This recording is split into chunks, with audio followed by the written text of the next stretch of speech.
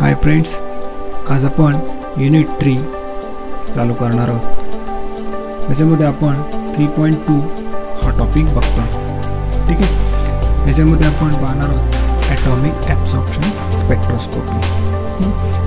त्यामधला पहिला जो सब टॉपिक आहे advantages and limitation of atomic absorption spectroscopy, तो आपण बघणार आहोत. पहिले आपण limitations of atomic absorption spectroscopy पाहणार आहोत. ॲटॉमिक ॲब्सॉर्प्शन स्पेक्ट्रोस्कोपी TYBSCला आपण त्याचं इन्स्ट्रुमेंटेशन, ॲप्लिकेशन पार्ट आणि हे लिमिटेशन आणि ॲडव्हांटेजेस दोन्ही आपण डिस्कस केलेले आहेत. पुन्हा एकदा आपण MSCला ते आपण थोडं डिस्कस करणार आहोत. ठीक आहे, जेणेकरून थोडं ॲटॉमिक स्पेक्ट्रोस्कोपीचं रिव्हिजन होईल. बघा आता लिमिटेशन्स. पहिला लिमिटेशन आहे a separate lamp is required for the analysis of each element. प्रत्येक एलिमेंटला ॲनालिसिस करण्यासाठी सेपरेट लॅम्प आपल्याला लागतो. हा पहिला लिमिटेशन आहे. आता हा लिमिटेशन ओव्हरकम करण्यासाठी तुम्ही हॉलो कॅथोड लॅम्प वापरू शकता.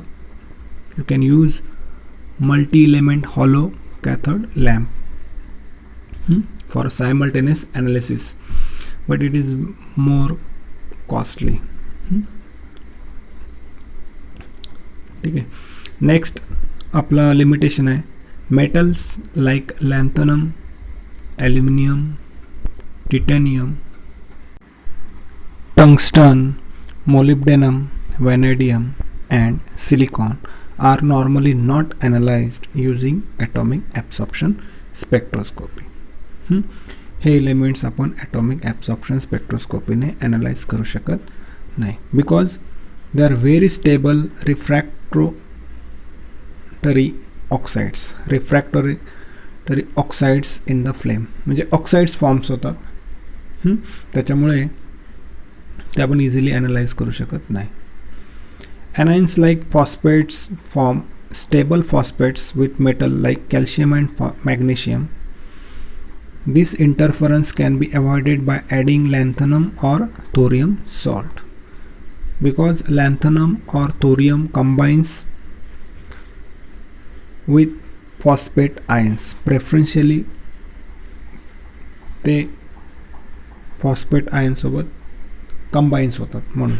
म्हणजे काही ॲनायन्ससुद्धा आपल्याला ॲटॉमिक ॲब्सॉर्प्शन स्पेक्ट्रोस्कोपीच्या ॲनालिसिसमध्ये इंटरफेरन्स करू शकतात, कारण ते फॉस्फेट सारखे जे ॲनायन्स आहेत ते कॅल्शियम किंवा मॅग्नेशियमसोबत रिॲक्ट होतात आणि कॅल्शियम फॉस्फेट आणि मॅग्नेशियम फॉस्फेट तयार होतात आणि त्याच्यामुळे आपल्याला प्रॉपर रीडिंग मिळत नाही. ठीक आहे. तसंच काही कॅटायन्ससुद्धा इंटरफेअर करतात, पण ॲनायन्सपेक्षा त्यांचं जे इंटरफेरन्स आहे फार कमी आहे. सच ॲज बोरॉन इंटरफेअर करू शकतो कॅल्शियमला ॲनालिसिस करताना, किंवा मॅग्नेशियम इंटरफेअर करू शकतो कॅल्शियमच्या ॲनालिसिसला. हा तिसरा लिमिटेशन आहे. चौथा आहे जर 2 elements in a sample absorb at the same wavelength. म्हणजे जर 2 एलिमेंट सेम वेवलेंथला ॲब्सॉर्ब करत असतील तर मात्र आपल्याला ॲनालिसिस करताना डिफिकल्ट जातं, आपल्याला ॲनालिसिस करता येत नाही प्रॉपरली. मग आपण काय करू शकतो इथे, तर extract out the interfering element. Suppose जर 2 एलिमेंटपैकी आपल्याला जो ॲनालिसिस करायचा आहे तो सोडून दुसरा जो आहे त्याला तुम्ही एक्स्ट्रॅक्ट करू शकता. एक्झाम्पल आहे गॅलियम आणि मॅग्नीज. हे 2 जे एलिमेंट्स आहेत ते सेम वेवलेंथला ॲब्सॉर्ब होतात, म्हणजेच 403.3 नॅनोमीटरला ॲब्सॉर्ब होतात, 403.3 नॅनोमीटरला. मग तुम्ही काय करू शकता की ह्यातला एक जो आपल्याला इंटरफेअर करतो, समजा गॅलियम ॲनालिसिस करताना मॅग्नीज इंटरफेअर करत असेल तर तुम्ही मॅग्नीजला एक्स्ट्रॅक्ट करू शकता by using chemical separation technique. ठीक आहे. नेक्स्ट आहे the role of solvent is important in AS. Atomic absorption स्पेक्ट्रोस्कोपीमध्ये सॉल्वंट तुम्ही काय वापरता, ॲक्वियस वापरता की नॉन ॲक्वियस वापरता, ह्याच्यावर खूप इम्पॉर्टंट आहे. जर तुम्ही ॲक्वियस वापरलात तर आपल्याला त्या ॲनालाइटचं ॲटोमायझेशन करणं खूप डिफिकल्ट जातं आणि आपल्याला प्रॉपर ॲनालिसिस होत नाही. म्हणून aqueous solution of analytes is difficult to study. त्याच्यामुळे आपण मोस्टली नॉन ॲक्वियस सॉल्वंट वापरलं जातं. ठीक आहे.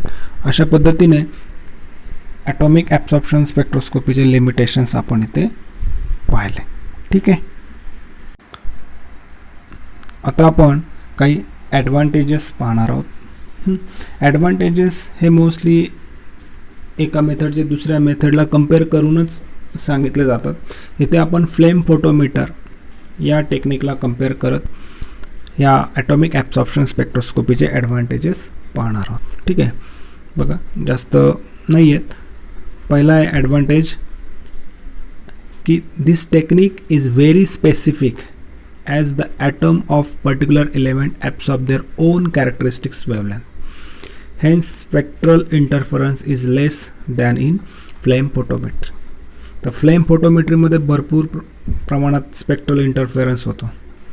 सर्व एक मिक्स होऊन आपल्याला स्पेक्ट्रल इंटरप्रिट करता येत नाही किंवा त्याचं ॲनालिसिस प्रॉपर करता येत नाही. पण ॲटॉमिक ॲब्सॉर्प्शन स्पेक्ट्रोस्कोपीमध्ये स्पेसिफिक जो एलिमेंट आहे